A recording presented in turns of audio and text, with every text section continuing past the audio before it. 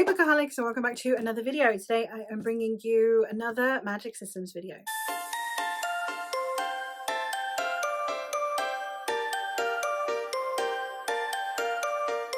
I am coming to the end of my Magic Systems videos. I have this one and one more, and then that is me done. Unless you can think of anything that I could talk about. We're going to talk today about magic of wonder. So magic of belief, or of stories, of fairy tales, of something that you could even manifest maybe. I have this in two sections, one where it is like directly almost pulled from fairy tales, and then ones that are centered on belief.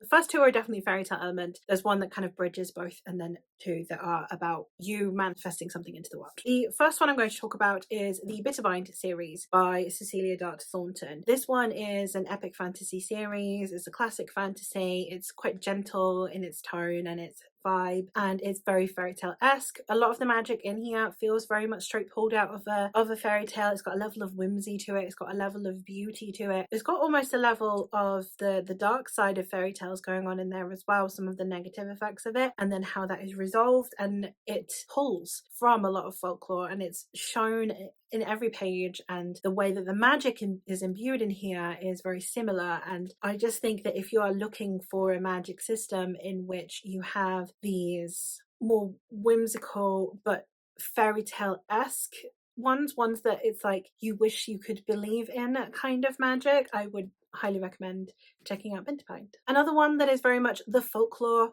of the land would be the Midwinter's Tale by Lily Hayward. This one is set in one of the British Isles, and we have this high-strung businesswoman who needs to go back to take care of her godfather, and it's how she's reminded of all of the magic of this place. So it's like intrinsically linked to time and to place and to what you take from a place and your connection to it. And again, very whimsical, but in a more folkloric way, not in an ethereal way like you get in a lot of whimsical fantasies. I think this was so well done, and I loved the execution of it. I think that it's the kind of story that does a really good job of bringing that folklore to life and the need to protect it through this tangible magic system. So I'd highly recommend checking this one out. The next one that I have is one that's a bridge between the two. You have this fairy tale element that is then brought to life through sheer willpower and belief, and that is Once and Future Witches by Alex E. Harrow. This one is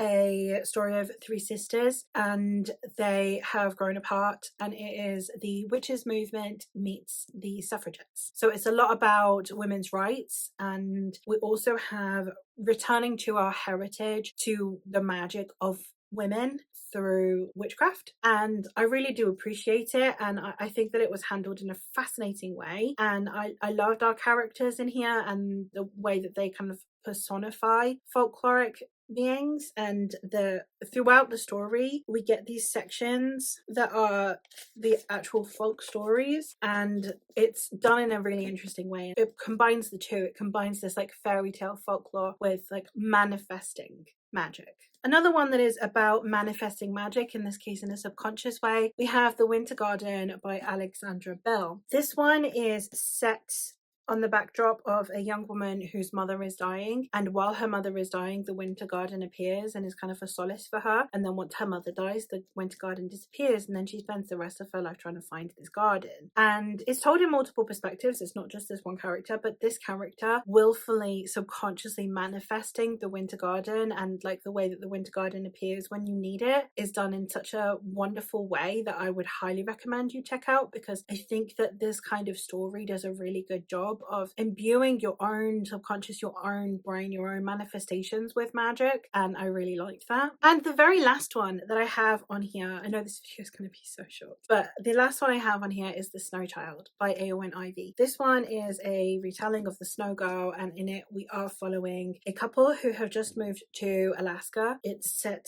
in the turn of the century, maybe 1920, and they've just moved to Alaska and they can't conceive. They can't seem to have a child. So one night when they seem to have been growing apart, they get together and they embrace and they seek solace in one another, and they make snow child together in a bond of love of just, we can't make a child, so let's make a snow child. And then they wake up and the next day she's real, and it is about the magic behind that, and it's about what you can put into the world in a way, and it was done in such a beautiful way, in such a heartwarming way. This isn't necessarily like a favorite of all time book. I think I gave it 4 stars, but it's a very touching book and it's a very emotional book. Obviously, if you have trigger warnings around like miscarriage and infertility, then obviously this might not be the book for you. But if you are just wanting to see this couple fall in love with each other all over again, and then the way that they are trying to will this child into the world, it was done in a really nice way, in a very ethereal way. And there you have it. Those are all of the whimsical,